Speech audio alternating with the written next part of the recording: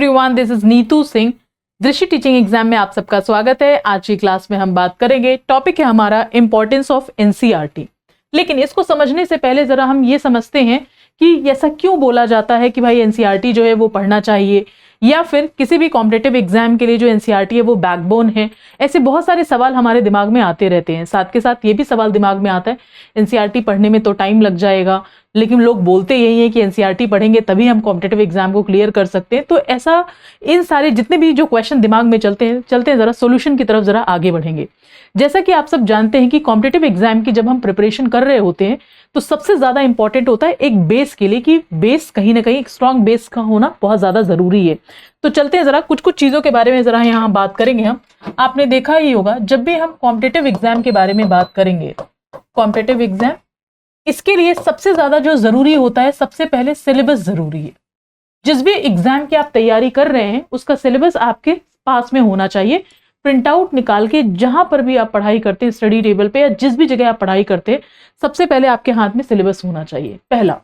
दूसरा तरीका होता है कि सिलेबस के साथ में आप क्या रखेंगे, PYQ, जिसको हम क्या बोलते हैं, इसको बोलते हैं previous year question. Previous year question, correct है, इसको हम पाठ्यक्रम। तो आपका जो सिलेबस है वो आपके हाथ में हो गया, साथ के साथ जो प्रीवियस ईयर क्वेश्चन है जिस भी एग्जाम की आप तैयारी कर रहे हैं, अब वो एग्जाम कुछ भी हो सकता है। फॉर एग्जाम्पल अगर आप देखें, चाहे आप सीटेट की तैयारी कर रहे हैं, चाहे आप DSSB की तैयारी कर रहे हैं, चाहे आप KVS की तैयारी कर रहे हैं, चाहे आप TGT, PGT, जो भी XYZ जितने भी एग्जाम्स है, etcetera others teaching exam, teaching exam.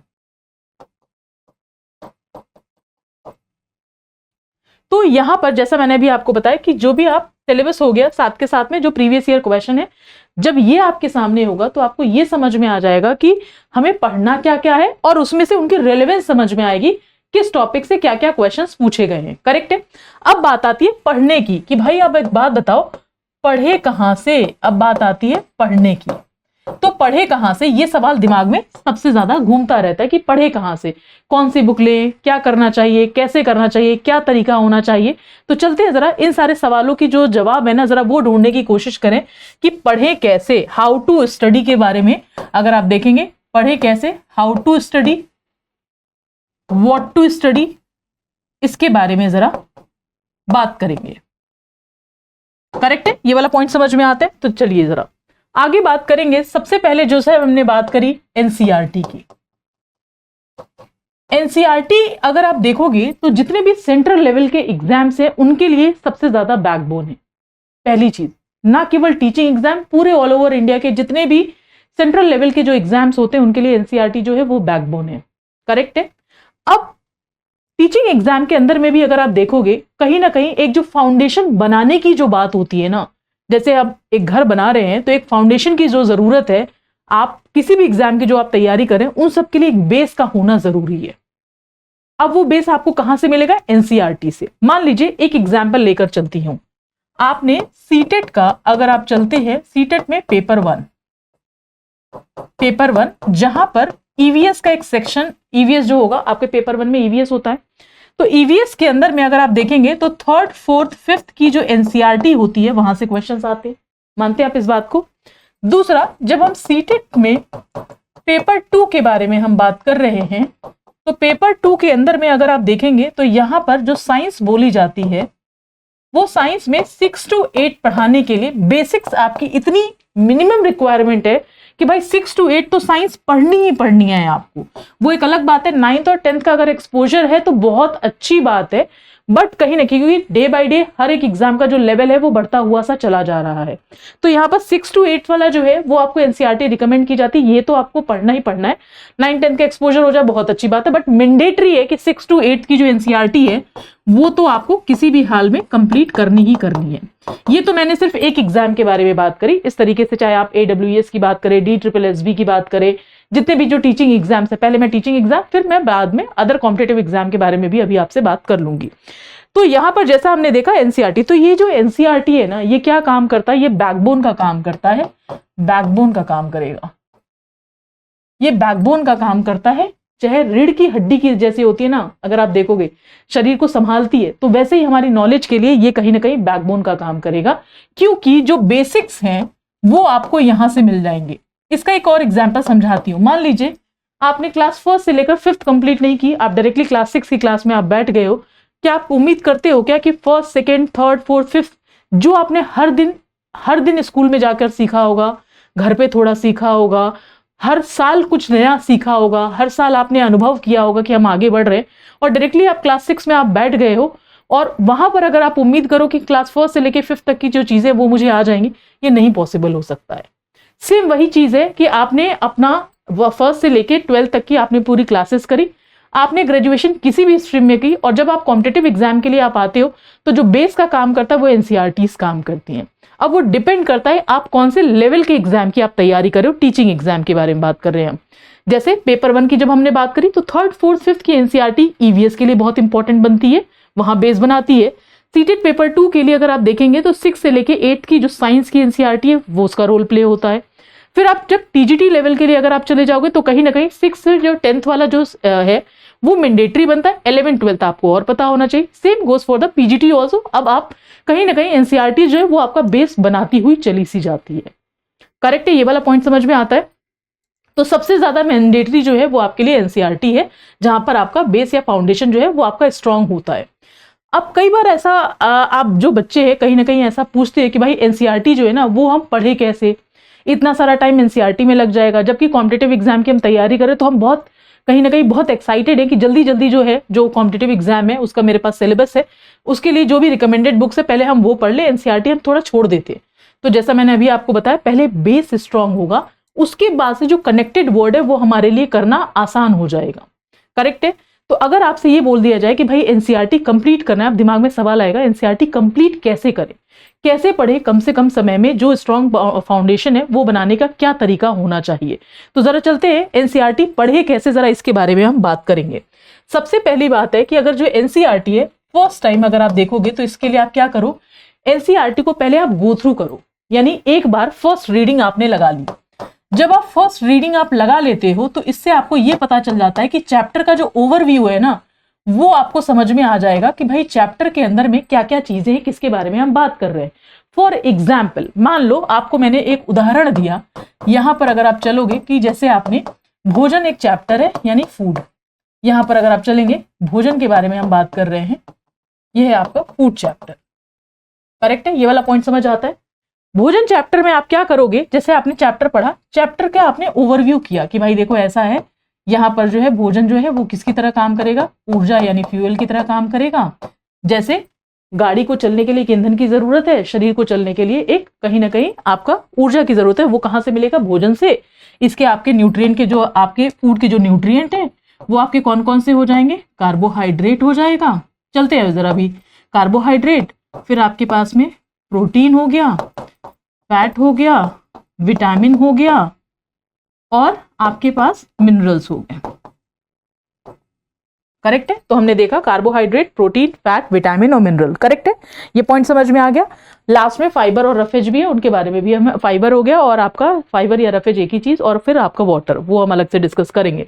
तो आपने क्या किया, जो मेन पॉइंटर्स थे आपने वो देखा, और साथ के साथ इसी के बाद एक नेक्स्ट पॉइंट आता है डिफिशियंसी डिजीज, इसी चैप्टर में आपने पढ़ा कि भैया देखो अगर ये सारी चीजें नहीं होंगी तो कौन कौन सी बीमारियां हो सकती है, vitamin A B C D E के, उन सबसे क्या क्या बीमारियां होती हैं, अभी वो मैं अभी समझाऊंगी मैं वो भी आपको। तो फर्स्ट रीडिंग में आपने चैप्टर का जो ओवरव्यू था वो आपने देख लिया। अब आपके दिमाग में ये हो गया कि अच्छा कौन कौन से पॉइंटर यहाँ पर हैं। अब आप ऐसा नहीं करोगे, नहीं फर्स्ट लाइन आपने पढ़ी, सेकेंड लाइन पढ़ी, पूरा पैराग्राफ आपने पढ़ा, नहीं, फर्स्ट रीडिंग में सिर्फ हमने ये गो थ्रू किया कि इसके अंदर में क्या क्या पॉइंटर्स थे। नेक्स्ट लेवल पर जब आप जाओगे तो अब आप क्या करोगे, नोट मेकिंग, यानी कि जो भी आपने पढ़ा हुआ है उसको अगर नोट्स में अगर आपको करना है, आइडियली तो फर्स्ट और सेकंड रीडिंग दो लगानी चाहिए, वो डिपेंड करता है आपके पास कितना टाइम है। फर्स्ट रीडिंग में पॉइंटर्स पता चले, सेकंड रीडिंग में आपने जो इंपॉर्टेंट पॉइंट था वो आपने हाईलाइट किया, जैसे मैंने भोजन का फ्यूल मैंने हाईलाइट किया, फिर मैंने इसके अंदर में जो न्यूट्रिएंट्स थे वो मैंने हाईलाइट किए, carbohydrate, protein, fat, vitamin, mineral, जिसके बारे में हम बात कर रहे थे। थर्ड लेवल पर अगर हम आते हैं, जैसे आपने फर्स्ट रीडिंग लगा ली, आपने सेकेंड रीडिंग लगा ली, जिसमें आपने चीजों को क्या कर दिया, हाईलाइट कर दिया, हाईलाइट किया। थर्ड वाले स्टेप में अगर आप आते हो तो थर्ड में आपने क्या कर दिया, नोट मेकिंग। नोट्स आप किस तरीके से बनाएंगे, आप फ्लो चार्ट बनाएंगे। फ्लो चार्ट वो कैसा होना चाहिए वो जरा मैं आपको समझा देती हूँ, जरा ये देखेंगे फ्लो चार्ट किस तरीके से होना चाहिए। जैसा अभी हमने देखा यहां पर अगर आप देखोगे मैंने बनाया भोजन, ये आपका ऊर्जा, फिर ये कार्बोहाइड्रेट यानी ये आपके न्यूट्रिएंट्स हो गए यानी घटक हो गए। यहां पर अगर आप चलोगे ये हो गया न्यूट्रिएंट्स यानी ये घटक हैं। कार्बोहाइड्रेट ऊर्जा देता है, अब आप क्या करोगे यहां पर एनर्जी गिविंग फूड, ऊर्जा देने वाला। फैट ये भी ऊर्जा देता है, डबल एनर्जी देने वाला जो आपका वो हो गया food nutrient. Protein body building food material. Vitamin और मिनरल ये मैक्रो न्यूट्रिएंट है, हमारी बॉडी को बहुत कम मात्रा में जरूरत है। और मैक्रो न्यूट्रिएंट कार्बोहाइड्रेट प्रोटीन और फैट, मैक्रो न्यूट्रिएंट हमारी बॉडी को ज्यादा मात्रा में जरूरत है। विटामिन और मिनरल हमें बीमारियों से बचाता है। इस पूरे उसमें और आगे चलकर जब आप डिफिशियंसी डिजीज बनाओगे, अभी मैं फ्लो चार्ट बना के आपको दिखा देती हूँ। डिफिशियंसी डिजीज जब आप बनाओगे तो आप लिखोगे भाई विटामिन ए की कमी से अगर आप देखेंगे तो कहीं ना कहीं नाइट ब्लाइंडनेस, बी की कमी से बेरी, विटामिन सी की कमी से स्कर्वी, विटामिन डी की कमी से जो आपका है ऑस्ट्रोमलेशिया, विटामिन ई की कमी से प्रजनन संबंधी समस्याएं, विटामिन के की वजह से आपका ब्लड क्लॉट नहीं होगा। अब पूरे चैप्टर की समरी अगर आप देखेंगे तो मुश्किल से मुश्किल ज्यादा से ज्यादा 15 से 20 मिनट के अंदर में आपने उसी फ्लो चार्ट के अंदर में पूरा आपने बना लिया। और कहीं ना कहीं जो भी आपके पास 4-5 पेज हैं, एटलीस्ट आपने एक पेज के अंदर उस पूरी समरी जो है वो आपने खुद से ही फ्लो चार्ट में बना के लिख ली।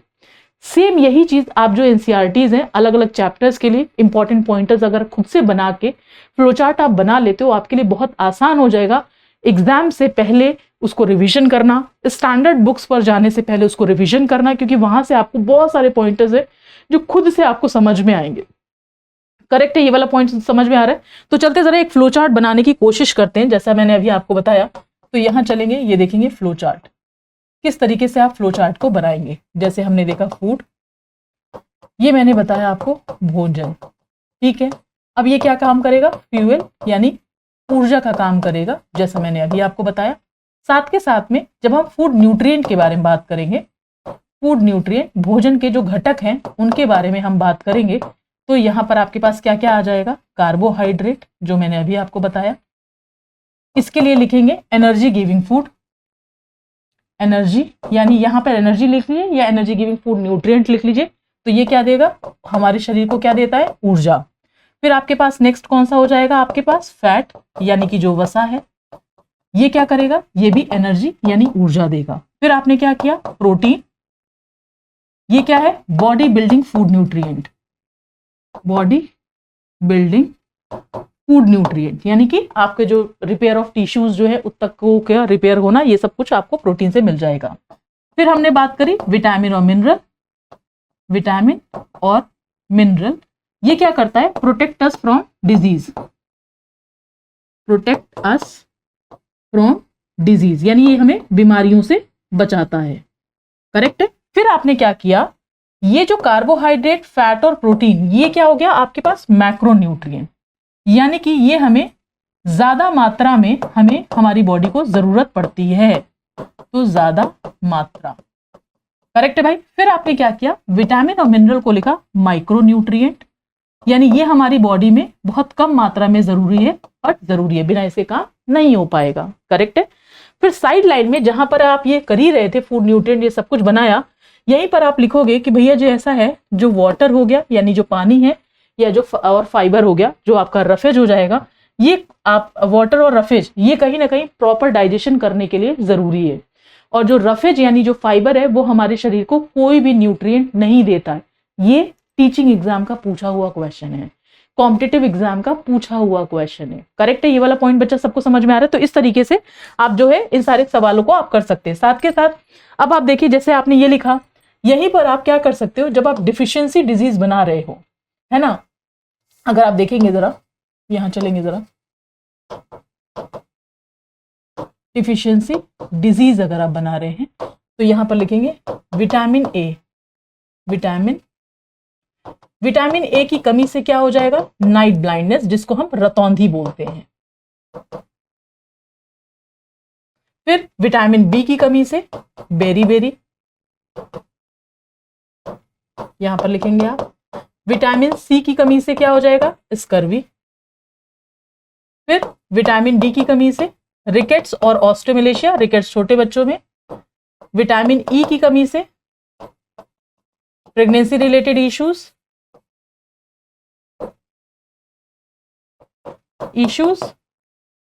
और यहां पर विटामिन के की कमी से blood clot issue, blood clot नहीं होगा। करेक्ट है, ये वाला पॉइंट समझ में आ रहा है। तो अब अगर आप देखोगे तो ये पॉइंट आपको समझ में आएगा। एक ही चैप्टर के अगर आपको फ्लो चार्ट बनाने, इंपॉर्टेंट पॉइंटर्स अगर आप इसी तरीके से आप नोट डाउन कर लेते हो तो आपके लिए पूरे चैप्टर की समरी करना कितना आसान हो जाएगा। ज्यादा से ज्यादा इसमें आप इनके जो फैट का टेस्ट आप कैसे करेंगे, कार्बोहाइड्रेट, प्रोटीन का टेस्ट, ये हो गया, डिफिशियंसी डिजीज हो गई, ये सारी चीजें कहीं ना कहीं आपका जो पूरे चैप्टर का एटलीस्ट 70-80% जो है वो आपका कंप्लीट हो गया। इसी तरीके से आपको फ्लो चार्ट बना के अपने नोट्स बनाने हैं। ये हो गया कि आप स्टेप बाय स्टेप आप कैसे आगे बढ़ेंगे। नेक्स्ट पॉइंट आता है, किसी भी एग्जाम के लिए रिवीजन का बहुत ज्यादा रोल प्ले होता है। कोई भी एग्जाम आपने कुछ भी पढ़ लिया हो, जैसे यूपीएससी के जब हम एग्जाम के बारे में बात करते हैं, कितना भी पढ़ा हो अगर रिवीजन नहीं किया तो वो कहीं ना कहीं जीरो हो जाएगा। कॉम्पिटिटिव एग्जाम के लिए आपने कितना भी पढ़ा है, बहुत सारी बुक्स मार्केट में होती है, कई बार दिमाग डिस्ट्रैक्ट होता है, A friend, B friend, C friend, D friend, अलग अलग बुक सोर्स पढ़ रहे हैं, क्या करें, हम भी वो ले ले, ऐसा कर ले, बहुत सारे सवाल दिमाग में आएंगे। जो भी आपने खुद से सेल्फ स्टडी किया हुआ है, पहले आपने एनसीईआरटी फाउंडेशन आपने किया, मैंने आपको बताया सिलेबस और पीवाईक्यूज आपके पास में होंगे, कितना उसमें से आपके जो क्वेश्चंस है कितना आप कनेक्ट कर पा रहे हो, कितना समझ पा रहे हो। अब आप क्या करोगे, साथ के साथ नोट्स बना लिया, अब इसको रिवीजन जरूर करेंगे, ताकि ये जो गैप है सिलेबस और पीवाईक्यू का, ये जो गैप है वो कौन फुलफिल कर रहा है, आपका एनसीईआरटीज जो है काफी हद तक वो जो सिलेबस है उसको कहीं ना कहीं, या जो गैप है दोनों के बीच में, उसको कवर करता है। तो अब यहाँ पर रिवीजन का रोल जो है वो काफी ज्यादा इंपॉर्टेंट रोल प्ले करता है, जैसा मैंने अभी आपको बताया, और फ्लो चार्ट से आपके लिए वो समझना काफी आसान हो जाएगा। करेक्ट है। इसके बाद जरा चलते हैं, जरा नेक्स्ट पॉइंट एक और आता है कि इंपॉर्टेंट जो कॉन्सेप्ट है, अगर एनसीईआरटीज को अगर आप देखेंगे, जब आप एनसीईआरटीज पढ़ रहे हैं तो इसमें से आपको ये भी ढूंढना है मेजर कंटेंट कौन सा होगा और माइनर कंटेंट कौन सा होगा। ये आपको कहां से पता चलेगा, पीवाईक्यू के एनालिसिस से। तो यहां पर अगर आप जब भी आप पीवाईक्यू एनालिसिस कर रहे होते हैं, यहां पर ये भी ध्यान रखिएगा, यहां पर आपको क्या करना है, मेजर एरिया जहां से मैक्सिमम क्वेश्चन पूछे और माइनर एरिया, ये आपके दिमाग में सेट होना चाहिए, ये आपके दिमाग में सेट होना चाहिए। चलते हैं जरा यहां देखेंगे, और माइनर एरिया यानी कौन सा ऐसा टॉपिक है जहां से क्वेश्चन बनेगा ही बनेगा, जैसे फोटोसिंथेसिस हो गया, प्रकाश संश्लेषण, क्वेश्चन बनता ही बनता है अगर आपने देखा होगा। फिर उसके बाद से अगर आप चलेंगे, जैसे वाटर साइकिल का जो क्वेश्चन है, पोल्यूशन का जो टॉपिक हो गया, तो आपको ये देखना कौन कौन से ऐसे सेक्शंस है जहां से मैक्सिमम क्वेश्चन बनते ही बनते हैं, वो आपके दिमाग में सेट होना चाहिए। उनके रेलेवेंस के लिए आप स्टार कर लीजिए कि कौन सा इंपॉर्टेंट है, very important, very important, very very important, या फिर स्टार 1 2 3, जिसमें आप कंफर्टेबल है वो आप करना चाहिए। इसके अलावा आप चलेंगे जरा टीचिंग एग्जाम के लिए, जैसे मैंने अभी आपको बताया था, कई बार सवाल आता है, मैम एक तो सेंट्रल लेवल के एग्जाम्स हो गए, आपका सीटेट हो गया, केवीएस हो गया, है ना, DSSB हो गए, ये सारे जो हमारे पास में एग्जाम, वो सीटेट हो गया, केवीएस हो गया। इसके अलावा अभी जैसे आपने इसका देखा होगा, जो है AWES का आपने देख लिया, उनका जो सिलेबस उसमें भी एनसीईआरटी साफ साफ लिख रखा है। अगर हम स्टेट बोर्ड के साथ में चले जाते हैं, टीजीटी और पीजीटी भी है, उनके लिए भी एनसीईआरटी की जरूरत है। अब अगर हम जाते हैं जरा कि स्टेट बोर्ड्स के लिए अगर हम जाते हैं, तो उन स्टेट बोर्ड के लिए हमें क्या ध्यान रखना चाहिए, जैसे यूपी बोर्ड के एग्जाम्स हैं या फिर बीपीएससी का जो एग्जाम्स है, उनके लिए भी हमें क्या करना चाहिए। अब आप एक चीज थोड़ा ध्यान रखना, जो एनसीईआरटी में जैसे आपका भोजन था, तो भोजन के अंदर जो कॉन्सेप्ट है वो आपका सेंट्रल वाली जो बुक है उसके अंदर भी सेम कॉन्सेप्ट होगा। स्टेट बुक्स में कुछ टॉपिक्स में एक्स्ट्रा चीजें दे रखी हैं, तो जब आप स्टेट स्पेसिफिक जाते हैं तब उन बुक को आप रेफरेंस की तरह आप यूज करते हैं। करेक्ट है। अब जैसे मान लीजिए अगर आपने रीट का एग्जाम हो गया, या फिर राजस्थान का हो गया, या मध्य प्रदेश का हो गया, या फिर आपका जो बिहार का हो गया, सारी चीजों के लिए सबसे पहले जैसे मैंने आपको बताया, पहले आपको सेंटर में आपको एनसीईआरटी रखना है। जैसे अगर आपसे पूछ लिया जाए कि भाई एक बात बताओ, force is equal to mass into acceleration, यानी बल इज इक्वल टू आपके पास क्या हो जाएगा, द्रव्यमान गुणे त्वरण। अब द्रव्यमान गुणे त्वरण जो बल के बराबर होता है, अब वो आप एनसीईआरटी उठा लीजिए, एससीईआरटी उठा लीजिए, कोई भी बुक उठा लीजिए, वो डेफिनेशन तो चेंज नहीं हो सकती है, वो फॉर्मूला तो चेंज नहीं हो पाएगा। करेक्ट है। तो जैसा मैंने अभी आपको बताया कि एक स्ट्रॉन्ग बेस फाउंडेशन आपका एनसीईआरटी से बन जाएगा। उसके बाद जिस स्टेट का आप एग्जाम दे रहे हो, उनकी जो स्टेट की बुक है उनको आप रेफरेंस में आप रख सकते हैं, एडिशनल चीजों के लिए आप रख सकते हैं, तो ये है जो कि एक काफ़ी सारे बच्चों के दिमाग में कहीं ना कहीं ये जो एग्ज़ाम का जो वो चलता है कि हमें क्या करना चाहिए। सबसे पहले मैं हमेशा यही बोलूँगी, सबसे पहले आपको जो एनसीईआरटी है पहले आप वही पढ़ें, सही तरीके से पढ़ें, प्रॉपर रिविजन करें और सिलेबस पीवाईक्यू आपके पास होना चाहिए। तो ये सारी चीज़ों के साथ में, इन रणनीति के साथ में अगर आप आगे बढ़ते हैं तो मुझे लगता है चीज़ें आपके लिए काफ़ी ज़्यादा आसान हो जाएंगी, जैसा कि मैं यहाँ पर बता रही थी आपको। तो ये कहीं ना कहीं आपके लिए काफ़ी ज़्यादा हेल्पफुल होगी। तो आई होप आपको ये क्लास काफ़ी अच्छी लगी होगी, बहुत कुछ सीखने को मिला होगा। जल्दी मिलते हैं नेक्स्ट क्लास में। Thank you.